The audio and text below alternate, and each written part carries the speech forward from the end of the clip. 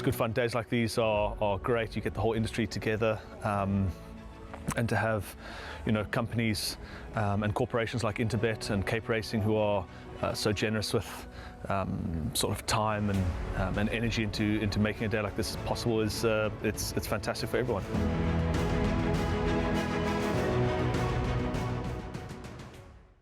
The fifth race on the program is a 67 handicap for the girls, fillies and mares.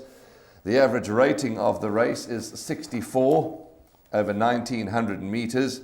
Just after 3 o'clock, 3:05 is when the race will run. 8 runners will face the starter. No scratchings at the time of recording early Tuesday morning. D's, just having a look at the betting, the early betting.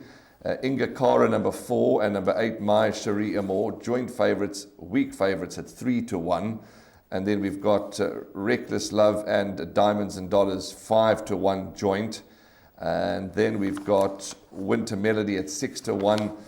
Q for You and Fashion Ningba joint at 7-1. And then the outsider in the party is number 1, Pretty and Pearl, around 17-1. That's just forecast early betting. It's that kind of race. I do like My Cherie Amour. Who trains that? Glenn Kotson. For Inga Kara, ultra consistent. Calvin Habib's keeping with Inga Kara. She's holding her form beautifully. Every time I bump into MJ Oudendal, he says his horses are turning, things are coming good now, and he's done a wonderful job with this mare. And Reckless Love, who's dropped from an 80 to a 55, is knocking at the door loudly now. So those are my 3 principles: 2 Reckless Love, 4 Inga Kara, 8 My Cherie Amour. But it's nowhere near as easy as that because it's a tricky sort of a race. Do you agree or disagree? Yeah, I've just got 2 ways of reading this race, Warren. I mean, I'm not going to dwell on the form lines of the balance of the runners. In one perm, my suggestion to the guys, I didn't put this horse as a pick 6 banker, but I got it as a horse to follow. My Cherie Amour in 1 pick 6 place accumulated jackpot Alice is a banker. Okay. And then after that, I'm not going to look for anything. I'm just going to include the field. This filly, she owes me.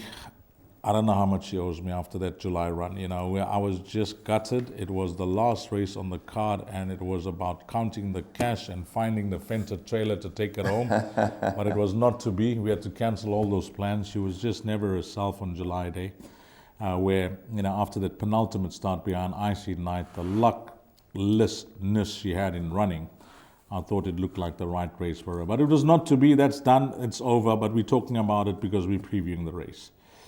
Now, last time out, I wasn't as big as on her. I just wanted her to show me her well-being, coming back from that break, if she's well, and how well she's taken that break.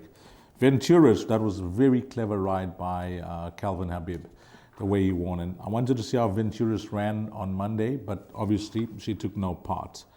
That said, I'm expecting that last start to bring this filly on a ton.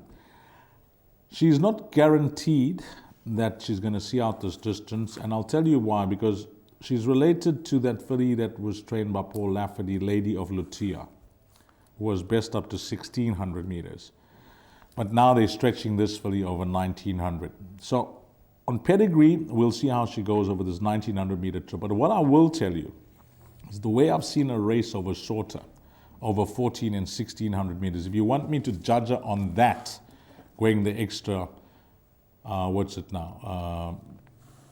200 meters from last time out. Yes. I say she gets it, and she gets it very, very easily, because last time out she was just left towards the back of the field. She was a bit green around the turn. She does take some time to find her feet and find her stride and for that engine to kick in.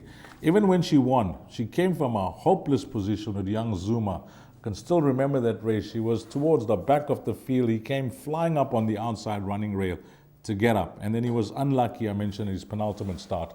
So I've given her the airtime because for me, she deserves it against this type of field.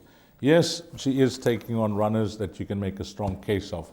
But in summarizing, as I stated at the top of this preview, when you asked me for my selection, Warren, I'm going to go 7, a banker and everything, and maybe a cover perm in the pick 6, where you're going to include the field and try and narrow down your selections in the other races.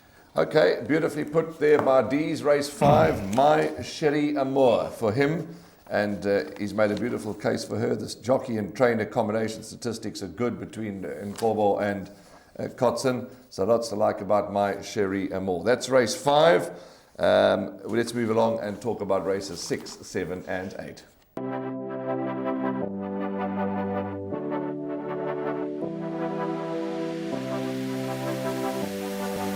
The betting, the not so much anymore, is more down to my own fault. I need to get studying again to get the edge back. But yeah, it's a great product. I love the exchange. It's really, in my opinion, one of the better bookmakers, if not the best bookmaker out there.